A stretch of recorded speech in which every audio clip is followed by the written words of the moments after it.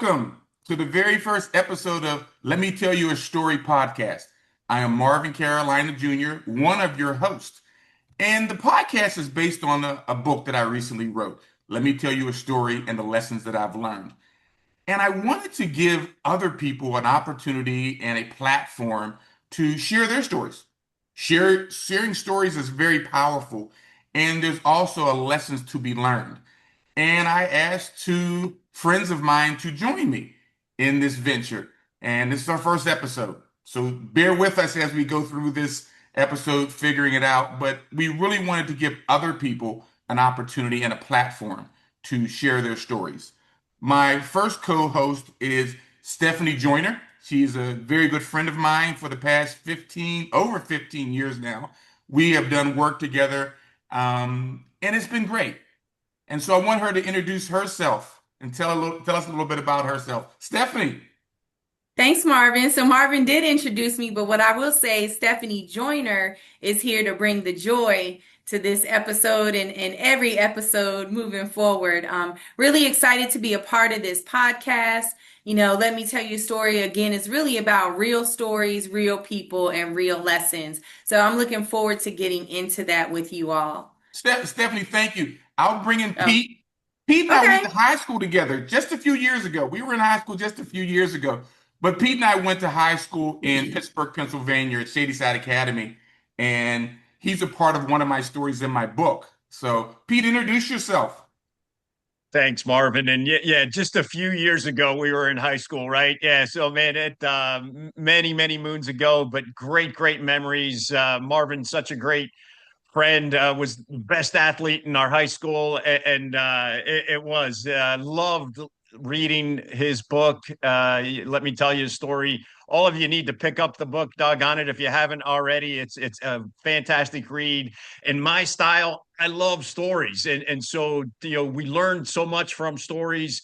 I love learning from, mistakes made, and I get inspired by other stories as well, too. So I'm really excited to be part of this podcast and hear your stories as we move forward. Stories are interesting. And when I teach class, I tell stories. When I speak around the country and around the world, I tell stories. And somebody mentioned one time, said, Marvin, you have some good stories. Are they true? And I'm like, yes, these are true stories. I didn't make them up. They're true stories. But the interesting part of the lessons learned, it's just not a story. You tell a story, but then what was the lesson learned? And there's a series of them, obviously, that I built this book around. So we're going to have a great time sharing your stories. These are not going to be my stories, not going to be Stephanie's stories, not going to be Pete's stories.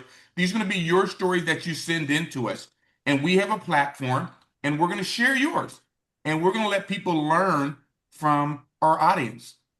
And so we are excited, and we are ready to jump into this thing. And thank you guys for participating and coming out and listening. But before we tell, your stories, we should tell our stories. So we're going to tell you a little bit about each one of us so you can hear our stories. And you'll get a little idea of how we're going to look for each episode to hear your story. So let's start with Stephanie, who's bringing the joy. Tell us your Thank story, you. Stephanie. Thank you, Marvin. So my story is called Fraudulent Check. And it's a Uh-oh. story about it's a story really about faith and patience. It's my story. So I want to tell a little bit of my professional journey and kind of how I got to where I am. I'll tell you what I do at the end. So initially, just growing up, I grew up in Maryland, and I was always passionate about people, helping people in whatever capacity that was. I always just wanted to be able to be of service. And so I knew that what I wanted to do with my life was something that was focused on people and service. And so I focused on social work. I went to school at UNC Charlotte in North Carolina and was studying social work. I wanted to work with kids, but I quickly realized that my heart might have been a little too big for what it was that I wanted to do. I started to realize that I would want to have everybody living with me because there were so many different circumstances and situations that youth dealt with at that time, and it just was just tearing at my heartstrings. So I said, I probably don't need to do that. But what I will do is impact through service, whether it's volunteerism or just being a big sister to some of the youth that I came across. And so I still had that kind of burning passion of what else, what else, what else can I do? Unfortunately, because of finances, Marvin, and Pete, I had to go back home to Maryland. And so I went home, but I still had this desire to be in North Carolina. And so after about a year and a half, I told everyone, hey, I'm leaving Maryland. I'm moving back to North Carolina. So go ahead and get prepared, whether it was my job, my family, my boyfriend at the time. And, so I decided and started prepping to come to North Carolina again.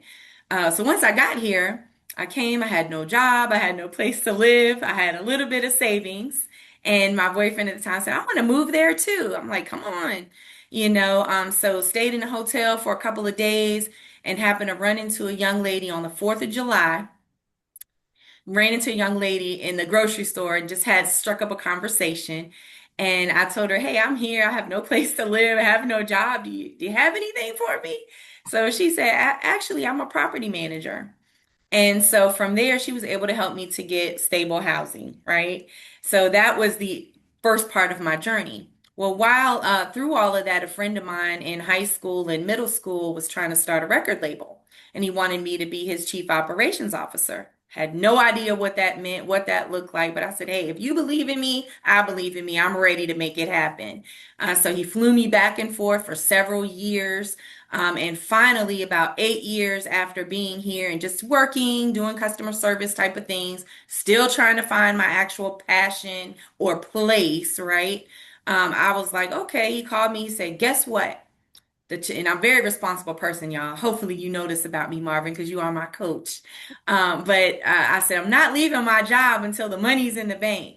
So he called me and he said, guess what? I just met with the investor, deposited the check. We're ready. Quit my job. All right, let's make this thing happen. I'm moving back to Maryland. Told a friend of mine she could move into my house with her 2 kids.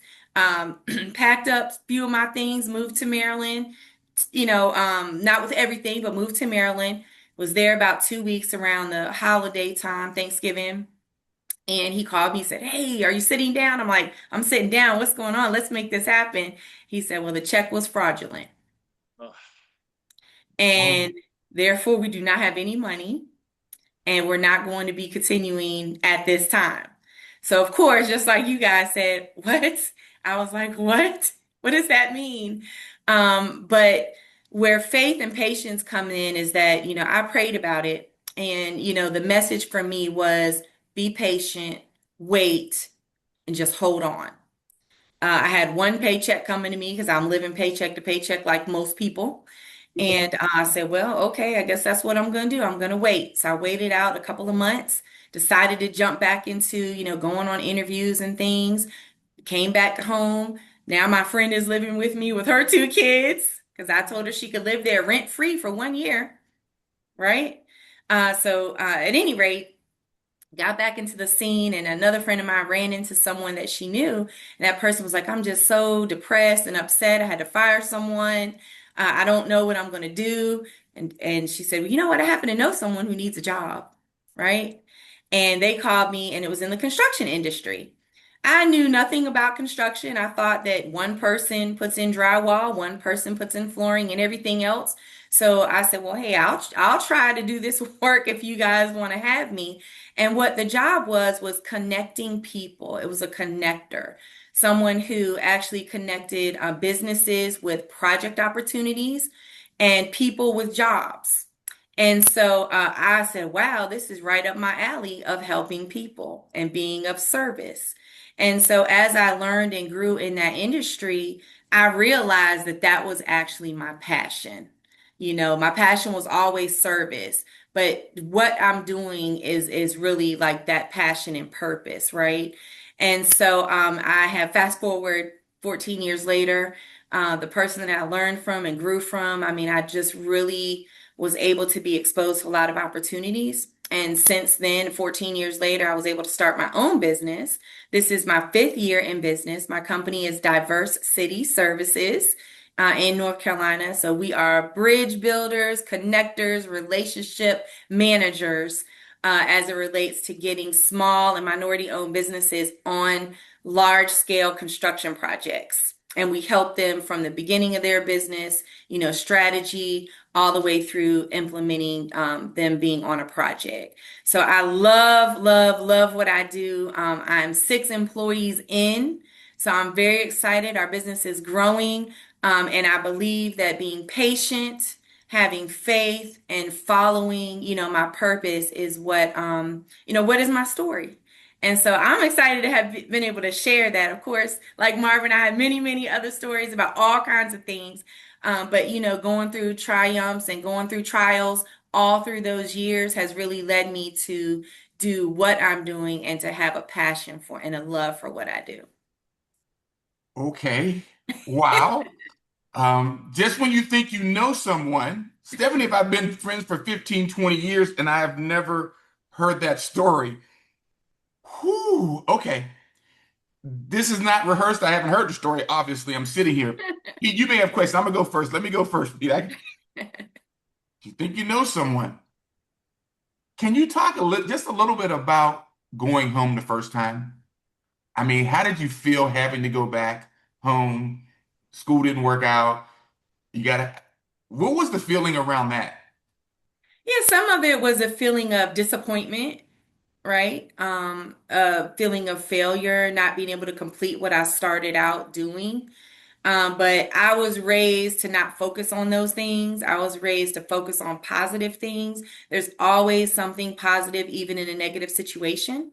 And there's always a reason for the things that you go through. And so, while I might have felt those things initially, I quickly pulled myself up because my mom would not allow me to be focused or dwelling on any of the other things. She's like, "What are you going to do now?" Well, I'm going to go to community college and I'm going to work in the process. And so that's what I did. And every step of the way, it taught me the things that I needed to know. I was exposed to being a manager. Well, that helps you to lead a company. I was exposed to doing financial things, payroll, all those types of things. Led me to leading in my company to where I am today. I may not have discovered those things until you actually get to that point where you have to utilize those skill sets. But, again, just feeling a little bit of disappointment and failure initially, but just taking that and saying, okay, what can I do now? How can I take that lesson and move forward? Okay, but then you get back down there and then you gotta go back and then now you got a fraudulent check. It's like, come on, give me a break. Oh, yeah, you do feel like give me a break because I'll tell you guys what, I was looking at houses. I was, looking at cars. I was, figuring out how I was going to make things happen. I had other people that bought into the vision, right? That were following me.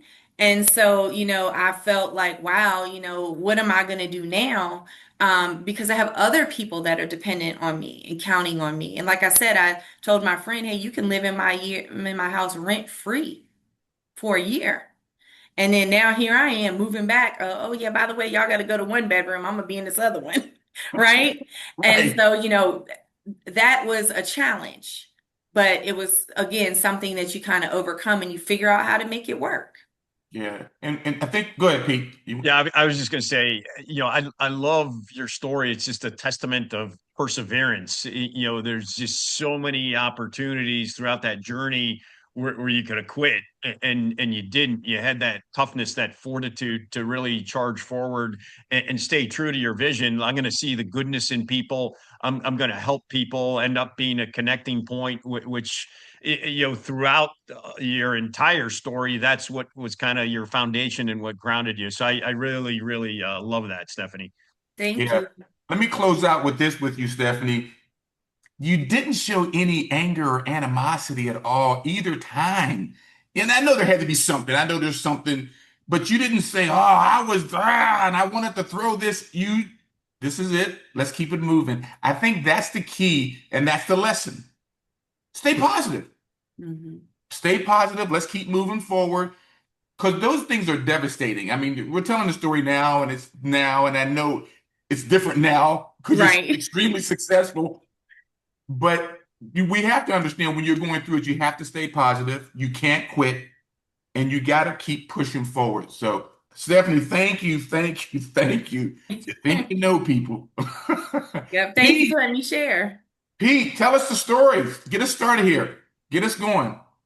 Nickel background, Pete Athens. I'm now the president of Athens School of Selling. My one sentence elevator pitch is to help you sell more, better business faster on purpose.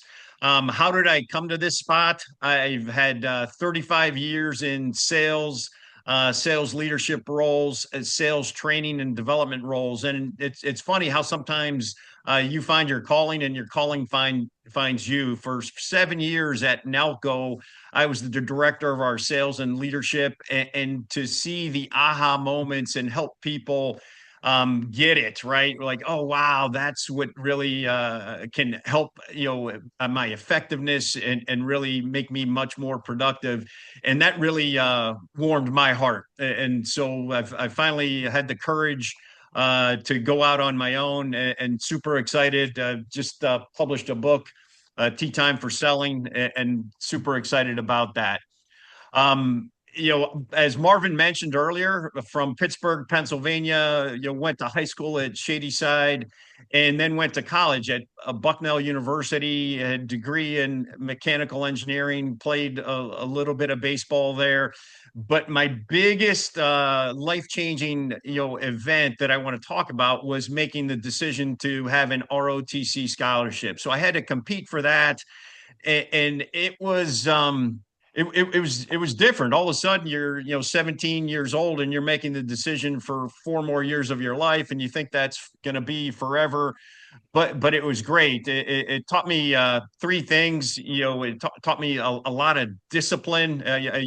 We had a military employee resource group at Nalco, and had the opportunity to come speak there. So I was like, hey, you're going to show up on time, you're going to wear the right uniform, and you're not going to get your feelings hurt when someone yells at you. And God knows in sales, the customer's always yelling at you, right? So that toughness was great. But what was really important, throughout high school and college, you're around kind of the same like-minded people, and not that that's bad. It was good. We were, fortunate. We were blessed. We were, looking to, do as well as we could.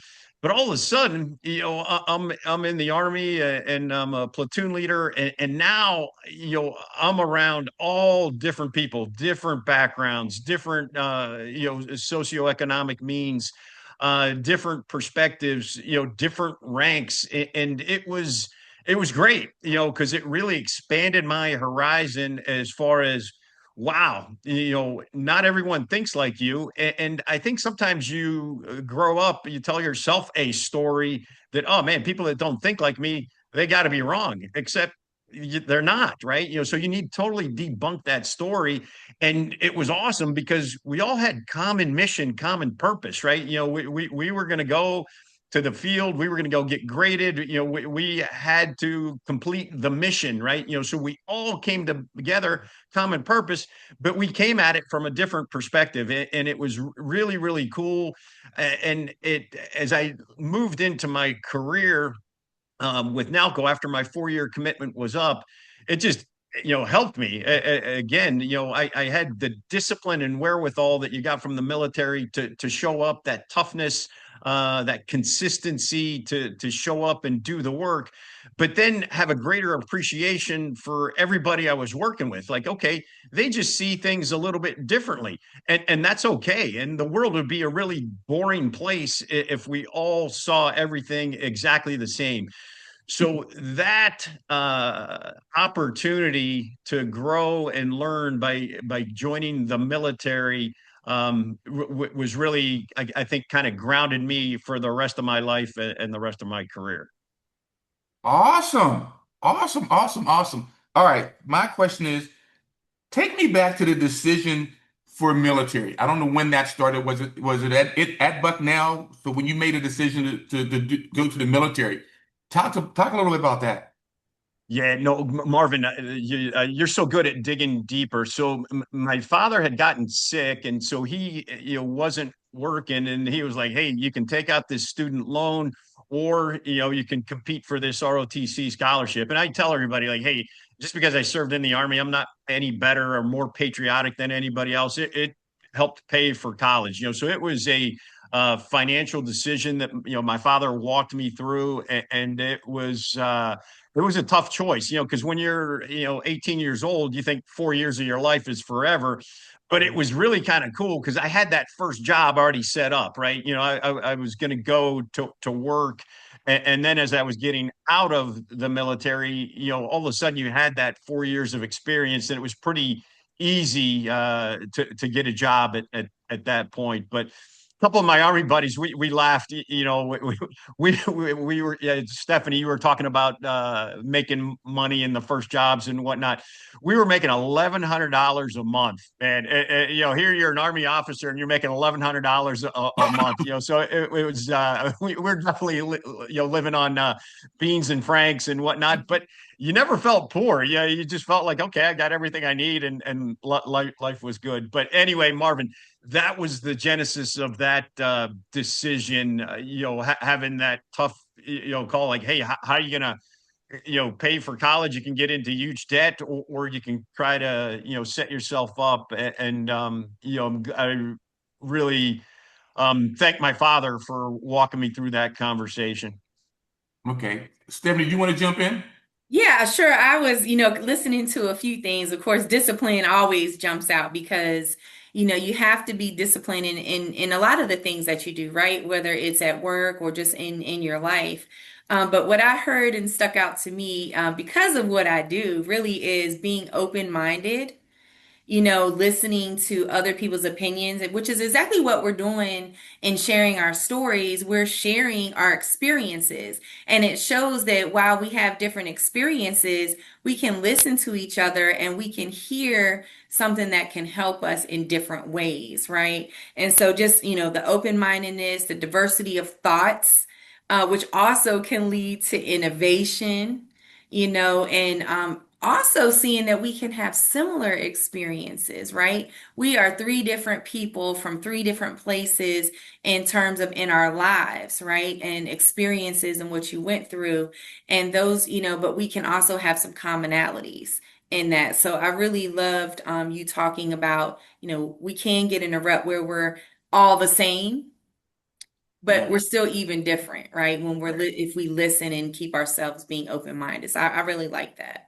And that is an Yes. awesome. Go ahead, Pete. I was gonna say, yes, Stephanie, you just triggered another thought for me. I've moved around a bunch, from Pittsburgh to Bucknell and Lewisburg, Pennsylvania, to Fort Belvoir, Virginia, to Fort Benning, Georgia, to Fort Leonard Wood, Missouri, to Las Vegas, Nevada, to Chagrin Falls, Ohio, to Naperville, Illinois, to Nolensville, Tennessee, and Wow. back to Naperville, Illinois now.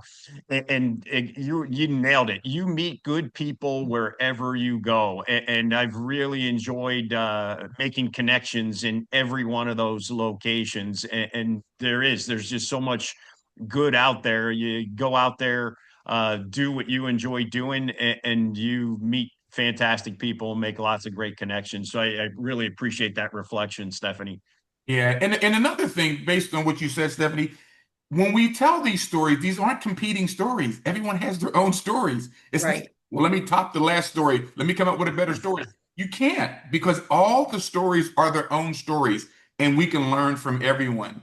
Let me tell my story, I guess. What I want to share. Education was really big in my family, and I wasn't really good at it.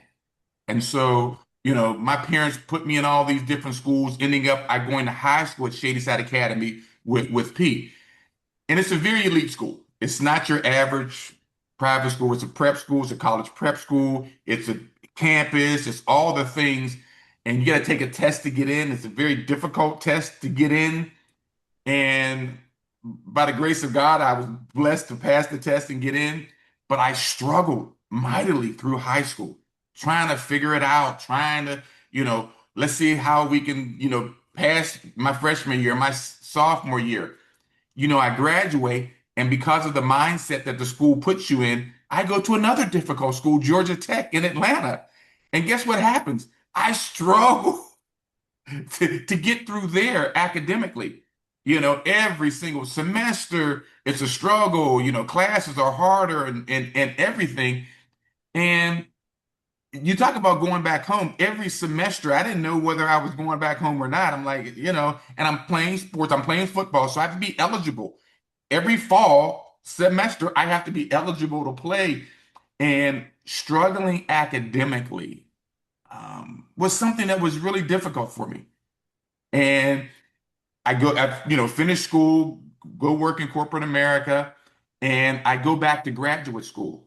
Because here's the thing, once things are ingrained in you, you tend to keep doing them. And I did extremely well, graduated with honors from graduate school. And then my parents said, yeah, when you pay for it, my parents pay for high school, the scholarship paid for college, undergrad, I pay for graduate school. They said, yeah, when you're paying for it, when you're footing the bill, You you do excel. things differently. And it's the interesting part is now I am a full-time college professor. Wow. You talk about full circle, struggling academically all the way through, obviously doing better in graduate school, but now being able to teach students who are struggling, some of them are struggling, and to be able to understand where they are. Now, if I was just this stellar student, well, I don't understand why you're struggling. No, I understand why you're struggling because I struggle right with you. So Mhm. having that ability to help them navigate academics is very important to me. And I don't only do it here, I do it over in Cape Town, South Africa at the University of the Western Cape. I've had the opportunity to travel over there for the past 3 years, which has been a wonderful experience teaching students in a different country. But understanding the importance of academics and helping people navigate it, knowing how difficult. And obviously, I'm light.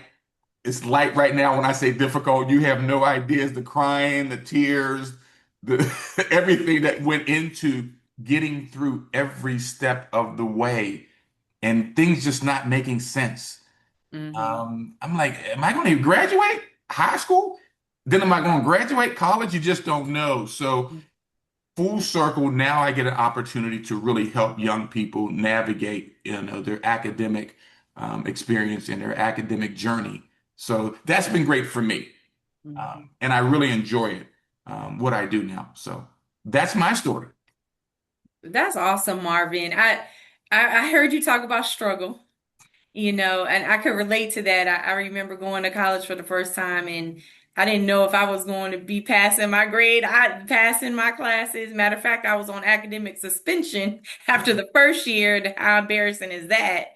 To have to go back home and go to summer school to be able to come back. But what I think that does and what I hear you say now, being a full-time, instructor, being able to take that experience and understand and be more relatable to the students that are there today. So one question I have for you is how do you share and encourage the students to see their potential and then to drive them to get there? The first thing that I do is I tell my story. I tell them that I struggle, and they kind of pause, like, "Did you really struggle?" And I'm like, "Yes, I really struggle." Several students have told me my story back to me about Mm, me struggling, quitting. Early in the semester, I do that. And I tell them we all have a gift. We have to lock into what we do well, how you learn, what are your goals, and understanding that. Each one of them are different. Most of my classes are very interactive. I say most, all of my classes are very interactive. So I get to know who they are. And then that's when I really help them understand their gift and how they're going to move forward. Because all of them are not the same. And all of them are not going to move forward in my class. Some are shy, some are more outgoing, some are big talkers, some are strategic people. They all come from a different way, but I'm very aggressive in trying to find that out. I don't have the 200 um, 200 size classroom. Mine are usually 50 or less. So I get a chance to really get to know them and share when you share your story, when you're open enough to share your story and your struggles, it changes things. They kind of mhm, like, oh. Okay, I see where you're going with that. And so helping them find their thing is something that I take a lot of pride in, helping them along their journeys. That's awesome. Yeah, I think boy, you really live that, Marvin. I know when I had the good fortune to come out in September of last year to work, with your class, at the University of Missouri, Kansas City, and go through the sales day. I was amazed, the personal connection that you had with every single one of your students. And it just screamed empathy. You had great empathy for where they were in their life's journey, and it was very diverse group, different backgrounds as to what they were charging for. And the one thing that man, I'm really impressed that you do is you kind of lift them up with opportunities to volunteer and grow. And I was wondering if maybe you could share a little bit more about how you do that. Do they come to you, or do you kind of reach out and like, hey, I think this might help you in your journey? Yeah, let me say this for the empathy part. When you've been in something, you definitely understand it differently. And the empathy part is huge with me because I understand it. I mean, sometimes you look at me like, oh, there's no way you would understand where I'm coming from. More than you ever would know. But more, it is an attraction, Pete, to be honest with you. People come to me and say, can you help me do this? Can you help me achieve this? There is something in how I deliver something. I think a lot of it, like I said, is the empathy. If you spend a little bit of time around me, this guy really genuinely wants to help people. This guy genuinely understands. Because I could have a conversation with you, and some of the things that I say, you understand. Oh, he understands.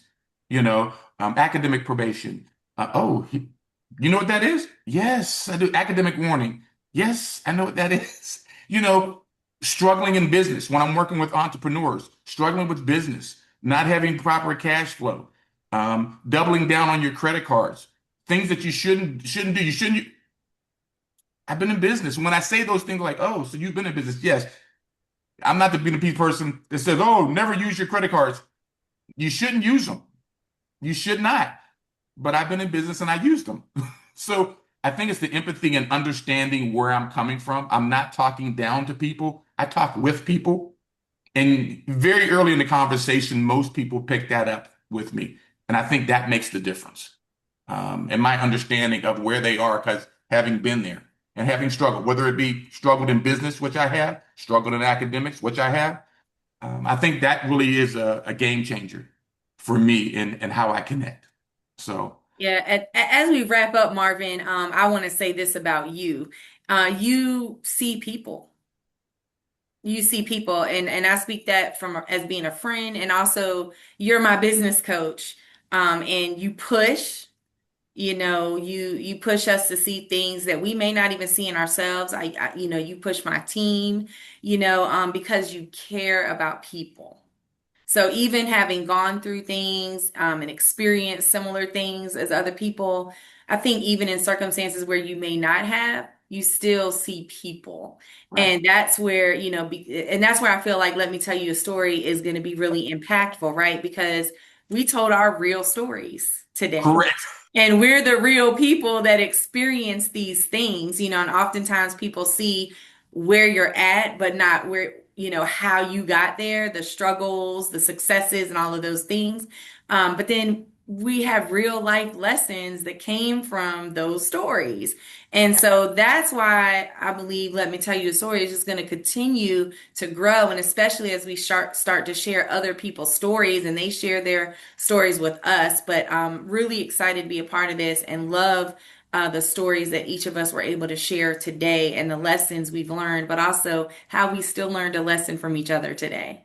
Yes, absolutely. So, closing words for you, Pete, before we close out today? Super fun getting to hear some more of your stories and get to know each of you better. And this is going to be so much fun. Let's do it.